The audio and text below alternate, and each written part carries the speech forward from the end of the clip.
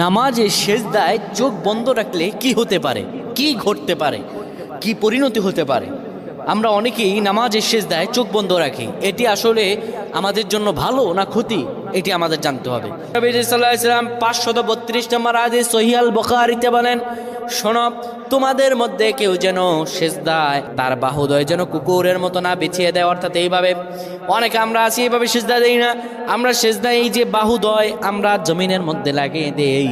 রাসূলুল্লাহ স্পষ্টত নিষেধ করেছেন এইভাবে যেন কেউ সেজদা না দেয়।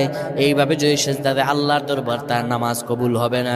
শুধু তাই নয়, রাসূলুল্লাহ সাল্লাল্লাহু আলাইহি সাল্লাম সেজদার মধ্যে গিয়ে চক্ষু বন্ধ করা ঠিক নয়। যারা চক্ষু বন্ধ করবে হয়তো মনের ভিতরে কোনো ফাহশা থাকলে সেটা দেখা যেতে পারে, কিংবা চক্ষু যদি বন্ধ করে রাখে তার এখানে কি আছে, সেজদার মধ্যে গিয়ে কি দেখতে পায় না দেখতে পায়।